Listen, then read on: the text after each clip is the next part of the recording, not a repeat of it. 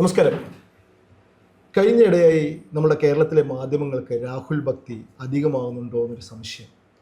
അതായത് തുറന്നു പറഞ്ഞാൽ മോദി വിരോധം കൂടുന്നുണ്ടോ എന്നൊരു സംശയം. ശരിയാണോ? രാഹുൽ ഗാന്ധിയാണ് താങ്കൾ ഉദ്ദേശിച്ചതെന്ന് മനസ്സിലായി. രാഹുൽ ഗാന്ധിയോട് മാധ്യമങ്ങൾക്ക് ഭക്തി കൂടുന്നുണ്ടോ എന്ന് ചോദിച്ചു കഴിഞ്ഞാൽ ഒരു കേരള പ്രോസ്പെക്റ്റിൽ ചിന്തിക്കുകയാണെങ്കിൽ അങ്ങനെ വലിയ ഭക്തിയൊന്നും കൂടിയതായിട്ട് എനിക്ക് തോന്നുന്നില്ല. നാഷണൽ പ്രോസ്പെക്റ്റിൽ ചിന്തിച്ചാൽ അവിടെയും രാഹുൽ ഗാന്ധിയോട് ഭക്തിയൊന്നും കൂടിയതായി എനിക്ക് തോന്നുന്നില്ല. പക്ഷേ മോദി വിരോധം വളരെയധികം കൂടുന്നുണ്ട്. കേരളത്തിൽ പണ്ടേ അങ്ങനെയാണ്, നോർത്ത് ഇന്ത്യയിലും ഇപ്പോൾ അത് ശക്തമാണ്. അല്ല, കേരളത്തിൽ പണ്ടേ മാധ്യമപ്രവർത്തകർ എല്ലാവരും ഇടതിനോടാണ് കൂടുതൽ അനുകൂലമുണ്ടായിരുന്നത്.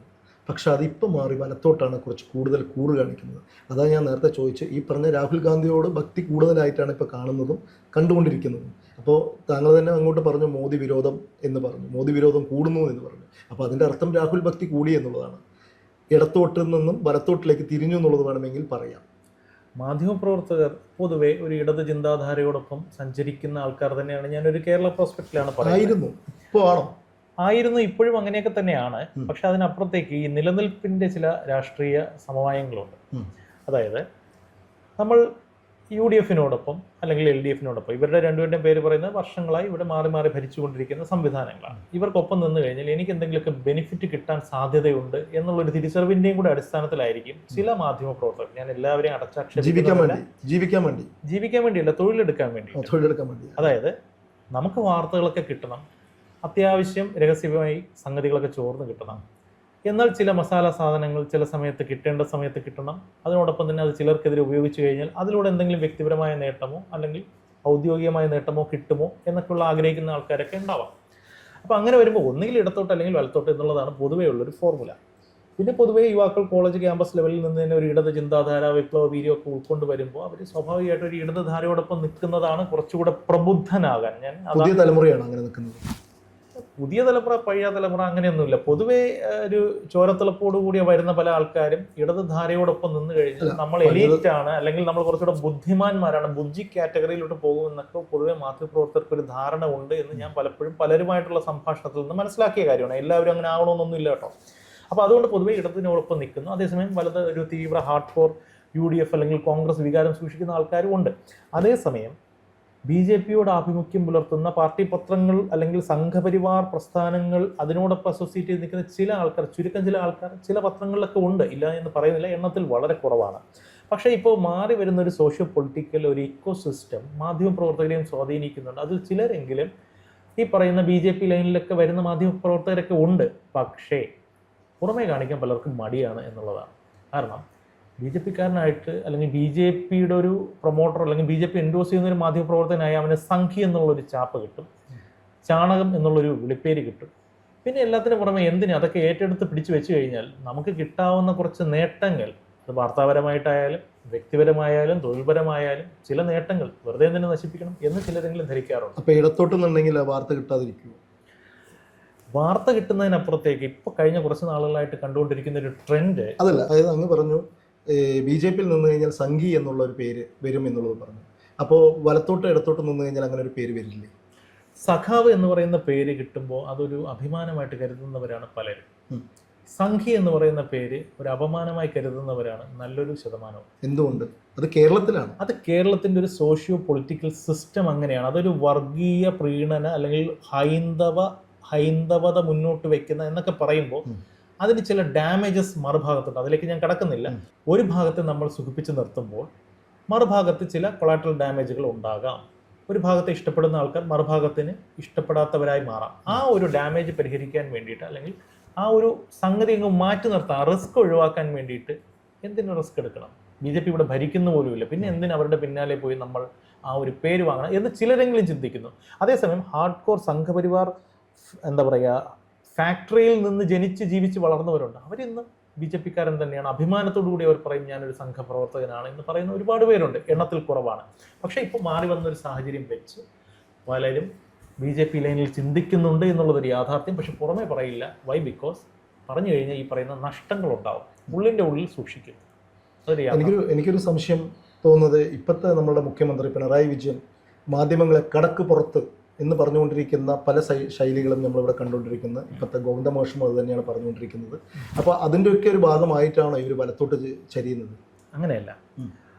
അവിടെ എന്തൊക്കെ പറഞ്ഞു കഴിഞ്ഞാലും പിണറായി വിജയന് ഒരു കരുത്തുറ്റ നേതാവ് എന്നുള്ള രീതിയിൽ അദ്ദേഹത്തിന് സ്വീകാര്യത കൂടിയിട്ടേ ഉള്ളൂ മാധ്യമ സമൂഹത്തിനിടയിൽ. പൊതുജനങ്ങൾക്ക് നെഗറ്റീവായിട്ടുള്ള അഭിപ്രായമാണ് ഈ കാര്യത്തിലൊക്കെ ഉള്ളത്. പക്ഷെ മാധ്യമപ്രവർത്തകർക്ക് ഈ ശ്രീനിവാസൻ ഒരു സിനിമയില് മോഹൻലാലിനോട് അമേരിക്കയിൽ പോകാൻ വേണ്ടിയിട്ട് ഞാൻ നിന്റെ എല്ലാ കാര്യങ്ങളും ചെയ്യും, ഞാൻ നിന്നെ അടിക്കും തൊഴിക്കും എന്നാലും സഹിക്കും എന്ന് പറയുന്നത് പോലെ അത് എൻജോയ് ചെയ്യുന്ന ആൾക്കാരുണ്ട്. കാര്യം ശരിക്കും ആകെ ഒരു കാര്യത്തിൽ പിണറായി വിജയൻ എന്ന് പറയുന്ന രാഷ്ട്രീയ നേതാവ് മാധ്യമങ്ങളെ അകറ്റി നിർത്തുന്നതിനോട് എനിക്ക് വ്യക്തിപരമായി യോജിപ്പാണ് കേട്ടോ. അതിലോട്ട് ഞാൻ വരാം. കാരണം ഒരു സ്പേസ് കൊടുത്തു കഴിഞ്ഞാൽ തലയിൽ കയറുന്ന നിരങ്ങും. ഉമ്മൻചാണ്ടിക്ക് പറ്റിയ അബദ്ധം അതാണ്. എന്തും ഏത് സമയത്തും ചോദിക്കാനും എവിടെ കൊണ്ട് മൈക്ക് കൊണ്ടുവന്ന് കുത്തിക്കയറ്റിയിട്ട് ചോദ്യം ചോദിച്ചാൽ ഉമ്മൻചാണ്ടി മറുപടി പറയുമായിരുന്നു. അവരെ എൻ്റർടൈൻ ചെയ്യിക്കുമായിരുന്നു. അതിൻ്റെ ദൂഷ്യഫലം ഉമ്മൻചാണ്ടി നന്നായിട്ട് അനുഭവിച്ചു. ആ ബുദ്ധി അല്ലെങ്കിൽ ഇത് കണ്ടുകൊണ്ടാണ് പിണറായി വിജയൻ AK സെന്റർ ഇരുന്നത്. ഇവനെയൊക്കെ നാളെ ഒരു സ്പേസ് കൊടുത്തു കഴിഞ്ഞാൽ സൂചി കയറ്റാൻ ഇടം കൊടുത്ത തൂമ്പാ കയറ്റുമെന്ന് അദ്ദേഹത്തിന് അറിയാം. അതുകൊണ്ട് കടക്കുപുറത്ത് എന്ന് പറഞ്ഞ് മാറ്റി നിർത്തുന്നത് അദ്ദേഹത്തിന്റെ ബുദ്ധിപരമായ നീക്കമാണ്. അതിൽ വലിയ തെറ്റൊന്നുമില്ല. ചില മാധ്യമപ്രവർത്തകരെങ്കിലും കടക്കുപുറത്ത് എന്ന് പറയുന്നതിന് അർഹിക്കുന്നു, അല്ലെങ്കിൽ ആ ഒരു ആക്ഷേപം അർഹിക്കുന്നവർ തന്നെയാണെന്നുള്ളതാണ് എൻ്റെ അഭിപ്രായം. ഇനി താങ്കൾ നേരത്തെ പറഞ്ഞതുപോലെ പിണറായി വിജയൻ അങ്ങനെ പറഞ്ഞതുകൊണ്ടല്ല അപ്പുറത്തോട്ട് പോകുന്നത്. അതൊരു മൊത്തത്തിൽ വരുന്ന ഒരു സോഷ്യോ പൊളിറ്റിക്കൽ ഇക്കോ സിസ്റ്റത്തിന്റെ ഭാഗമായി അത് വളരെ മൈന്യൂട്ടായിട്ടുള്ള ഒരു മാറ്റം മാത്രമേ ഉള്ളൂ. പക്ഷേ ഇടതുപക്ഷം എത്രയൊക്കെ ആക്ഷേപിച്ചാലും ആട്ടിയകറ്റിയാലും ഇടതുപക്ഷത്തോടൊപ്പം നിന്നാൽ അല്ലെങ്കിൽ നിൽക്കുന്ന മാധ്യമപ്രവർത്തകർക്ക് അതിൻ്റെതായ ബെനിഫിറ്റ് കിട്ടുന്നു എന്ന് കരുതുക. സർക്കാരിൻ്റെ ചില പ്രോജക്റ്റുകളിൽ, സർക്കാരിൻ്റെ ചില എന്താ പറയുക, ഞാൻ കൃത്യമായ ആ വാക്ക് അല്ലെങ്കിൽ ആ ടേം പറഞ്ഞു കഴിഞ്ഞാൽ അത് ആരാണെന്നുള്ളതിലേക്ക് പോയിന്റ് ചെയ്യാം. അതിലോട്ട് കടക്കുന്നില്ല. സർക്കാരുമായി ബന്ധപ്പെട്ട പല കേന്ദ്രങ്ങളിലും മാധ്യമപ്രവർത്തകർക്ക് സ്പേസ് ഉണ്ട്. അവിടങ്ങളിൽ ഇന്നല്ലെങ്കിൽ നാളെ കയറാൻ ചില മാധ്യമപ്രവർത്തകർ ആഗ്രഹിക്കുന്നു. അതിന് സർക്കാരിനോടൊപ്പം നിൽക്കുന്നതിൽ എന്താ തെറ്റ്? അതിപ്പോൾ ആട്ടിയാലും അകറ്റിയാലും ഞാൻ ഉൾപ്പെടുന്ന മാധ്യമ സമൂഹത്തെ ഒന്നടങ്കം ആക്ഷേപിച്ചാലും അതങ്ങ് കണ്ടില്ല എന്ന് ഞാനങ്ങ് നടിച്ചാൽ എനിക്കെന്തെങ്കിലും നേട്ടം കിട്ടുമെങ്കിൽ ഞാൻ എന്തിനു പ്രതികരിച്ച് റിസ്ക് എടുക്കാൻ പോകണം? സിമ്പിൾ. അതാണ് മാധ്യമങ്ങൾ. ആയിക്കോട്ടെ, മാധ്യമപ്രവർത്തകർ അവിടെ ഇരിക്കട്ടെ. ഇപ്പോൾ സോഷ്യൽ മീഡിയ രാഹുൽ ഗാന്ധിക്ക് അനുകൂലമായിട്ടാണ് പല സോഷ്യൽ മീഡിയയും മുന്നോട്ട് വയ്ക്കുന്നത്. ഈ സോഷ്യൽ മീഡിയ അതിതീവ്രമായി കളിച്ചുകൊണ്ടിരിക്കുകയാണ് രാഹുലിന് അനുകൂലമായി. ശരിയാണ്. ഇത് സാധാരണക്കാർ തിരിച്ചറിയുന്നുണ്ടെന്നുള്ളതാണ് മറ്റൊരു കാര്യം കേട്ടോ. പണ്ടൊക്കെ വാളെടുത്തവൻ വെളിച്ചപ്പാട് എന്ന് പറയുന്നത് പോലെ, പണ്ടൊക്കെ എന്ന് പറയുമ്പോൾ പണ്ടൊക്കെ മാധ്യമം മെയിൻ സ്ട്രീം മീഡിയാസ് മാത്രമായിരുന്നു ജനങ്ങൾക്ക് വാർത്ത അറിയാനും വിലയിരുത്താനൊക്കെ ഉണ്ടായിരുന്ന ഏക ഉപാധി. പണ്ട് പത്രങ്ങൾ, പിന്നെ മാഗസീൻസ് ഉണ്ടായിരുന്നു. അത് കഴിഞ്ഞ് ചാനൽ യുഗം വന്നപ്പോൾ ചാനലിലേക്ക് പോയി. പിന്നെ അത് കഴിഞ്ഞ് ചാനലുകളുടെ വിശ്വാസ്യത അവർ തന്നെ ഇല്ലാതാക്കിയതോടുകൂടി അതിനപ്പുറത്തേക്ക് ചില അപ്രിയ സത്യങ്ങൾ വെട്ടിത്തുറന്ന് പറയുന്ന, ചില വെളിപ്പെടുത്തലുകൾ നടത്തുന്ന, ചിലരെങ്കിലും യെല്ലോയിഷാണ്, ഞാൻ ഇല്ല എന്ന് പറയുന്നില്ല, പക്ഷെ അതിനപ്പുറത്തേക്ക് സത്യമായി പറയുന്ന ഒരുപാട് ന്യൂ മീഡിയ സംവിധാനങ്ങളുണ്ട്, യൂട്യൂബ് ചാനലുകളുണ്ട്. അതിനെ ജനം ഒരുപാട് ഡിപ്പെൻഡ് ചെയ്യുന്നുണ്ട്. ഒരുപക്ഷെ ജനഭൂമിയെ ഇഷ്ടപ്പെടുന്ന പ്രേക്ഷകരിൽ നല്ലൊരു ശതമാനവും ചിലപ്പോൾ അങ്ങനെ കരുതുന്നവരായിരിക്കും. ചിലവരുടെ ധാരണ ശരിയായിരിക്കും, ചിലരുടെ ധാരണ തെറ്റായിരിക്കും. നമ്മളെക്കുറിച്ച് നമ്മൾ തന്നെ അവകാശവാദം പറയുന്നില്ല. പക്ഷേ ഇങ്ങനെ പറയുന്ന ആൾക്കാരെ വിശ്വസിച്ചു കൊണ്ടിരുന്ന ഒരു കാലത്തിനും അവസാനം വരികയാണ്. കാരണം ഏറ്റവും കൂടുതൽ ജനങ്ങളെ ഇന്ന് ഇൻഫ്ലുവൻസ് ചെയ്യാൻ അല്ലെങ്കിൽ ചെയ്യിപ്പിക്കാൻ പറ്റുന്നത് യൂട്യൂബ് ചാനൽ, യൂട്യൂബ് വാർത്താ സംവിധാനങ്ങളാണ് എന്നുള്ളത് രാഷ്ട്രീയ പാർട്ടികൾ തിരിച്ചറിയും. ഇപ്പോൾ CPM ഫോർ എക്സാമ്പിൾ, അല്ലെങ്കിൽ കോൺഗ്രസ് ഫോർ എക്സാമ്പിൾ, എനിക്ക് അനുകൂലമായിട്ട് എൻ്റെ പാർട്ടി ചാനലിലോ എൻ്റെ പാർട്ടിയെ എൻഡോഴ്സ് ചെയ്യുന്ന ഒരു യൂട്യൂബ് വാർത്താ ചാനലിലോ ഒരു വാർത്ത വന്നാൽ അതിപ്പോൾ CPMകാരുടെ അല്ലേ, അല്ലെങ്കിൽ ഇതിപ്പോൾ കോൺഗ്രസ്സുകാരുടെ അല്ലേ, അത് സംഘി ചാനലാണ്, അതുകൊണ്ട് അവരങ്ങനെ പറയൂ എന്നേ കരുതും. പക്ഷേ ഇംപാർഷ്യലായിട്ട് ഞാനൊരു നിഷ്പക്ഷൻ്റെ സ്പേസിൽ നിൽക്കുന്നു എന്ന് അവകാശപ്പെടുന്ന ഒരു നിഷ്പക്ഷൻ എന്നുള്ള കോഴ്സിലാണ്.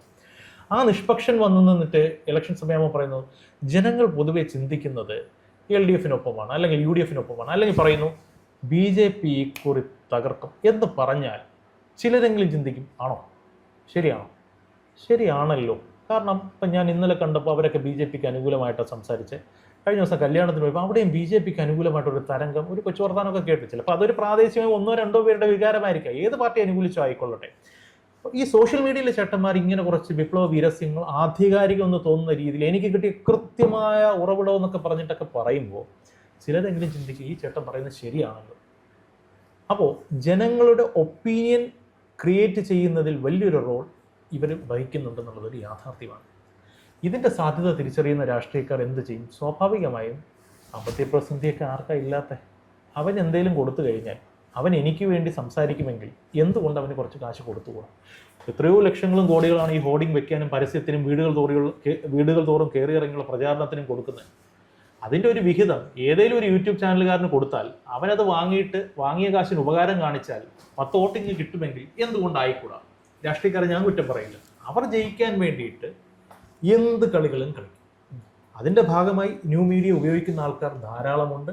നമ്മുടെ കൂട്ടത്തിലുള്ള അല്ലെങ്കിൽ നമ്മൾ ഉൾപ്പെടുന്ന, അപ്പം ജനഭൂമി ആ ഒരു കാറ്റഗറിയിൽ പെടുന്ന ചാനൽ ആയതുകൊണ്ട് ആരെയും മാറ്റി നിർത്തുന്നില്ല, ജനഭൂമി അങ്ങനെ ചെയ്യുന്നു എന്നുള്ളതല്ല. അങ്ങനെയുള്ള പല ആൾക്കാരെയും പലരും സമീപിക്കുന്നുണ്ട്, പലരും കാശ് വാങ്ങി ഉപകാരം ചെയ്യുന്നുണ്ട്. പക്ഷേ ജനങ്ങൾ മണ്ടന്മാരല്ല. ഒരു വാർത്തയിൽ പറ്റിക്കാം, 2 വാർത്തയിൽ പറ്റിക്കാം, 3ാമത്തെ വാർത്ത ജനം ചിന്തിക്കും ഇവൻ കഴിഞ്ഞ കുറച്ച് ദിവസമായിട്ട് ഇന്ന നേതാവിനെ സുഖിപ്പിക്കുന്നുണ്ടല്ലോ, അപ്പോൾ ഇവൻ എന്തോ താല്പര്യമുണ്ടെന്ന് ചിന്തിക്കാനുള്ള ബുദ്ധി നാളെ ജനഭൂമി ചെയ്താലും ജനങ്ങൾക്ക് ബുദ്ധിയുണ്ട്, അവരെ അണ്ടർ എസ്റ്റിമേറ്റ് ചെയ്യരുത്. പക്ഷേ രാഷ്ട്രീയക്കാർ ഉപയോഗിക്കുന്നുണ്ട് എന്നുള്ളത് ഒരു യാഥാർത്ഥ്യമാണ്. പല മാധ്യമങ്ങളും മുമ്പ് മോദിയെ സ്തുതി ചെയ്തവർ മുഴുവൻ ഇപ്പോൾ രാഹുലിനെ സ്തുതി ചെയ്തുകൊണ്ടിരിക്കുകയാണ്. തീർച്ചയായും. അപ്പോൾ തീർച്ചയായിട്ടും ഇത് കാണുന്ന പ്രേക്ഷകർക്ക് മനസ്സിലാവില്ലേ ഇത് മുഴുവൻ പൈസ വാങ്ങിയിട്ടാണ് ഇത് ചെയ്യുന്നതെന്നുള്ളത്? പൈസ വാങ്ങിയിട്ടാണ് എന്ന് ഓപ്പണായിട്ട് ചിന്തിക്കുന്നവർ ഉണ്ടാകും. ചിലർ എന്താണ് ഈ മാറ്റം എന്ന് ചിന്തിക്കുന്നവരും ഉണ്ടാകും. ശരിയായിരിക്കും, ഒരു പക്ഷേ കുറേ നാളായില്ലേ മോദി സ്തുതിച്ചിട്ട്, അല്ലെങ്കിൽ മോദി വിചാരിച്ച പോലെ ഒന്നും പെർഫോം ചെയ്യുന്നില്ലല്ലോ എന്നെങ്കിലും ചിലരെങ്കിലും ചിന്തിക്കാം. അത് പൈസ കിട്ടാത്തതുകൊണ്ടാണോ? ഇല്ല, ജനങ്ങളുടെ കാര്യമാണ് ഞാൻ പറയുന്നത്. ജനങ്ങൾ ചിന്തിക്കുന്നത് മോദിയുടെ കാര്യങ്ങളൊക്കെ നല്ല കാര്യം ചെയ്തപ്പോൾ മോദിയെ പ്രകീർത്തിച്ചു, മോദി ഇപ്പോൾ അത്ര പോരാ എന്നുള്ളത് കൊണ്ട് പ്രകീർത്തിക്കുന്നില്ല എന്ന രീതിയിൽ ചിന്തിക്കുന്ന ആൾക്കാരും ഉണ്ട്. താങ്കൾ പറയുന്ന പോലെ കാശ് വാങ്ങിയിട്ടാണോ ഇവൻ ഇങ്ങനെ മാറ്റി പറഞ്ഞത് എന്ന് ചിന്തിക്കുന്ന ആൾക്കാരും ഉണ്ട്. ചില ആൾക്കാരെങ്കിലും ഇനി ചാനൽ പ്രോസ്പെക്റ്റിലേക്ക് പോയി കഴിഞ്ഞാൽ, എനിക്ക് വ്യക്തിപരമായ ചില താല്പര്യങ്ങൾ നിറവേറ്റാൻ ഞാൻ കഴിഞ്ഞ കുറച്ച് നാളുകളായി ഒരു പ്രസ്ഥാനത്തെ എൻഡോഴ്സ് ചെയ്തു. അവർ വരും, അവർ വന്നിവിടെ മാറ്റം കൊണ്ടുവരും എന്ന് പറഞ്ഞു വെച്ചു. പക്ഷേ നമ്മുടെ എക്സ്പെക്റ്റേഷൻ ഒത്ത് അവരും പ്രതീക്ഷിക്കുന്നുണ്ടാകും ഇവരൊക്കെ വരും, ഒരു മാറ്റം വരും എന്നൊക്കെ അവരും ഈ പറയുന്ന ആൾക്കാരും ചാനൽ വക്താക്കളും വിചാരിച്ചിട്ടുണ്ടാകാം. ഒരുപക്ഷെ ആ രീതിയിൽ ഉയർന്നു വരാൻ അവർക്കും സാധിച്ചില്ല, അവർ എൻഡോഴ്സ് ചെയ്ത പൊളിറ്റിക്കൽ പാർട്ടികൾക്കും സാധിച്ചില്ല എന്നുള്ളൊരവസ്ഥ വന്നു കഴിഞ്ഞാൽ കളം മാറ്റിച്ചവിട്ടാം. സാമ്പത്തിക നേട്ടം ഉണ്ടായിരിക്കാം, വ്യക്തിപരമായ നേട്ടങ്ങൾ ഉണ്ടായിരിക്കാം, അല്ലെങ്കിൽ നേരത്തെ ഉണ്ടായ ഡാമേജസ് പരിഹരിക്കാൻ സാധിക്കുമായിരിക്കാം. അതൊക്കെ അവരുടെ ചോയ്സാണ്. ജനങ്ങളെല്ലാം തിരിച്ചറിയുന്നുണ്ടെന്നുള്ളതാണ് ഞാൻ കാണുന്നത്. നമ്മളുടെ മലയാളികൾ എന്ത് തന്നെ ആയിക്കോട്ടെ നമ്മളുടെ മലയാളികൾ നല്ല യുക്തിയോടുകൂടി മാത്രമേ വോട്ട് ചെയ്യുകയുള്ളൂ. അവർ ഏത് മാധ്യമങ്ങളായിക്കോട്ടെ, ഏത് സോഷ്യൽ മീഡിയ ആയിക്കോട്ടെ, അവർ വലത്തോട്ടോ ഇടത്തോട്ടോ ഇനി സംഘിയോട്ടോ BJP യോട്ടോ എന്ത് തന്നെ പറഞ്ഞാലും അവർ ഓരോരുത്തരും അവരവരുടെ യുക്തിയോ അനുസരിച്ച്, അവരുടെ മനസ്സനുസരിച്ച് അവർ വൃത്തിയായിട്ട് കൃത്യമായിട്ട് അവർ വോട്ട് ചെയ്തിരിക്കും. ഓരോ മലയാളിയും അത്രയും ബുദ്ധിമാന്മാരാണ്. ജനങ്ങൾ ഇത് മാത്രം കണ്ടിട്ടല്ല വോട്ട് ചെയ്യുന്നത്. ഇതൊരു ഒപ്പീനിയൻ, എന്താ പറയുക, അവരുടെ ഒരു ഒപ്പീനിയൻ ക്രിയേറ്റ് ചെയ്യുന്നതിൽ മാധ്യമങ്ങൾ ഒരു പങ്ക് വഹിക്കുന്നു എന്നുള്ളത് നേരാണ്. അതിനപ്പുറത്തേക്ക് അവർ സ്വന്തം യുക്തി ഉപയോഗിച്ചാണ് ചെയ്യുന്നത്.